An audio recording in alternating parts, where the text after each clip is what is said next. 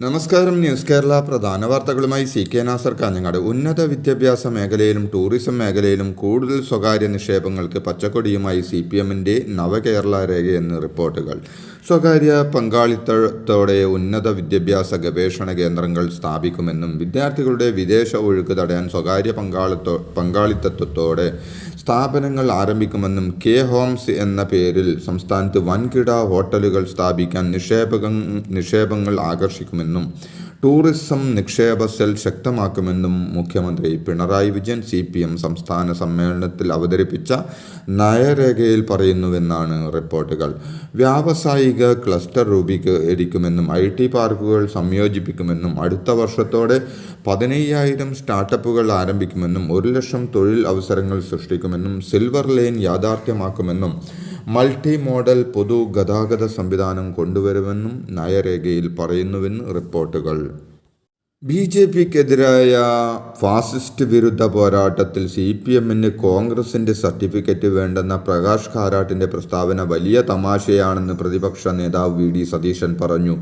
MV ഗോവിന്ദനെ പോലെ പ്രകാശ് കാരാട്ടും തമാശ പറയരുതെന്നും BJPയോട് മൃദു സമീപനം സ്വീകരിച്ചിരിക്കുന്ന കാരാട്ടിനോടും അദ്ദേഹത്തിന് കുടപിടിച്ചു കൊടുക്കുന്ന കേരളത്തിലെ CPM നേതൃത്വത്തോടും ഞങ്ങൾക്ക് യോജിക്കാനാവില്ലെന്നും സതീശൻ കൂട്ടിച്ചേർത്തു. CPM നയരേഖ അവസരവാദ രേഖയെന്നും മുൻ ജനറൽ സെക്രട്ടറി സീതാറാം യെച്ചൂരിയുടെ നിലപാടുകൾക്ക് വിരുദ്ധമാണ് കാരാട്ടിന്റെ സമീപനമെന്നും സതീശൻ പറഞ്ഞു. മലപ്പുറം താനൂരിൽ നിന്ന് ബുധനാഴ്ച കാണാതായ പെൺകുട്ടികളെ മുംബൈ ലോണോവാലയിൽ നിന്ന് കണ്ടെത്തി. താനൂർ ദേവദാർ സ്കൂളിലെ +2 വിദ്യാർത്ഥിനികളെയാണ് ട്രെയിനിൽ സഞ്ചരിക്കവേ റെയിൽവേ പോലീസ് കണ്ടെത്തിയത്. മൊബൈൽ ഫോൺ ലൊക്കേഷൻ പിന്തുടർന്ന് കേരള പോലീസ് നടത്തിയ അന്വേഷണം വിജയം കാണുകയായിരുന്നു. കേരള പോലീസ് നൽകിയ വിവരങ്ങൾ പിന്തുടർന്ന് റെയിൽവേ പോലീസ് നടത്തിയ അന്വേഷണത്തിലാണ് ഇവരെ ചെന്നൈ എഗ്മോർ എക്സ്പ്രസിൽ നിന്ന് കണ്ടെത്തിയത്. വൈകിട്ട് 4 മണിയോടെ മുംബൈ CST റെയിൽവേ സ്റ്റേഷനിലെത്തിയ പെൺകുട്ടികൾ രാത്രി 9 മണിയോടെ തങ്ങളുടെ മൊബൈൽ ഫോണിൽ പുതിയ സിം കാർഡ് ഇട്ടതാണ് ഇവരെ കണ്ടെത്താൻ പോലീസിന് നിർണായകമായത്.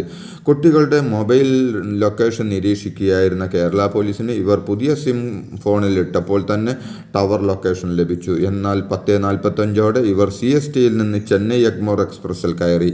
1:45-ന് ട്രെയിൻ ലോണാവാലയിൽ എത്തിയപ്പോഴാണ് റെയിൽവേ പോലീസ് പെൺകുട്ടികളെ പിടികൂടുന്നത്.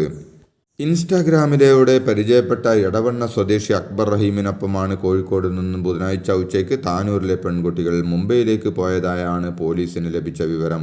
കാണാതായ പെൺകുട്ടികളിൽ ഒരാൾ ആവശ്യപ്പെട്ടിട്ടാണ് യുവാവ് ഒപ്പം പോയതെന്നാണ് അക്ബർ റഹീമിന്റെ കുടുംബം പറയുന്നത്. വീട്ടിൽ ചില പ്രശ്നങ്ങളുണ്ടെന്നും